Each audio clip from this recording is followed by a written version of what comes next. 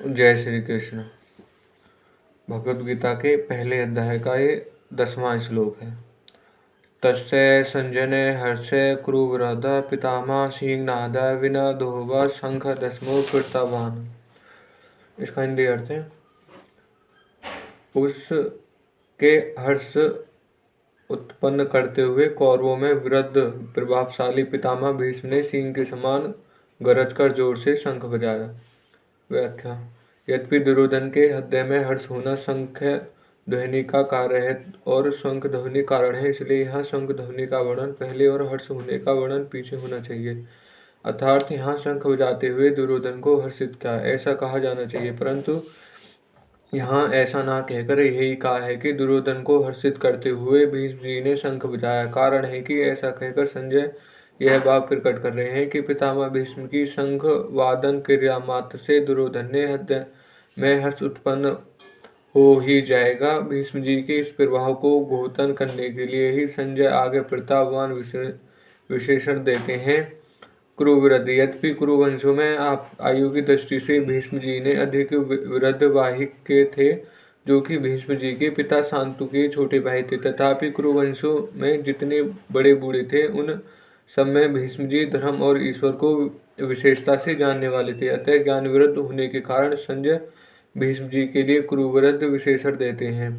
भीष्म जी के त्याग का बड़ा प्रभाव था। वे कनक कामनी के त्यागी थे, अर्थात उन्होंने राज्य भी स्वीकार नहीं किया और विवाह भी नहीं किया। भीष्म जी अस्त्र शस्त्र चलाने में बड़े निपुण थे और शास्त्र के भी बड़े जानकार थे। इनके इन दोनों गुणों भी लोगों पर बड़ा प्रभाव था। जब अकेले भीष्म अपने भाई विवेचित वीर्य के लिए काशीराज कन्याओं के स्वयंवर से हरकर ला रहे थे, तब वहां स्वयंवर के लिए इकट्ठे हुए सब क्षत्रिय उन पर टूट पड़े, परंतु अकेले भीष्म जी ने उन सबको हरा दिया। जिसने भीष्म अस्त्र शस्त्र की विद्या पढ़े थे, उन गुरु परशुराम जी के सामने भी उन्होंने अपनी हार स्वीकार नहीं की। इस प्रकार शस्त्र के विषय में उनका क्षत्रियों पर बड़ा प्रभाव था।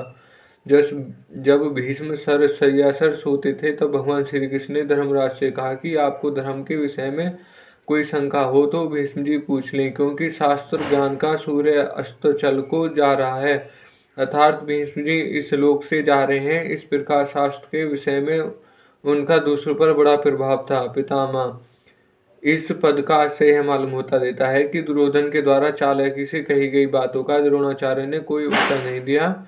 उन्होंने यही समझा कि दुर्योधन चालाकी से मेरे को ठगना चाहता है, इसलिए वे चुप ही रहे। परंतु पितामह होने के नाते भीष्म जी को दुर्योधन की चालाकी में उसका बचपन दिखता है। अतः पितामह भीष्म द्रोणाचार्य के समान चुप न रहकर वाल्य से भाव के कारण दुर्योधन को हर्षित करते हुए शंख बजाते हैं। जैसे सिंह के गर्जना करने पर हाथी बड़े बड़े पशु भी भयभीत हो जाते हैं, ऐसी गर्जना करने मात्र से सभी भयभीत हो जाएं और दुर्योधन प्रसन्न हो जाए, इसी भाव से भीष्म जी ने सिंह के समान गरज कर जोर से शंख बजाया। परिशिष्ट भाव। दुर्योधन के साथ द्रोणाचार्य का विद्या का संबंध था और भीष्म जी का जन्म का अर्थात कौटुंबिक का संबंध था।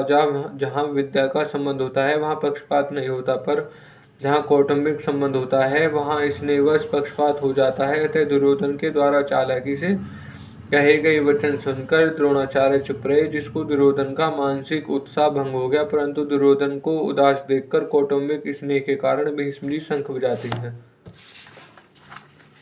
पितामह भीष्म द्वारा शंख बजाने का परिणाम क्या हुआ, इसको संजय आगे के श्लोक में कहते हैं। धन्यवाद। जय श्री कृष्ण।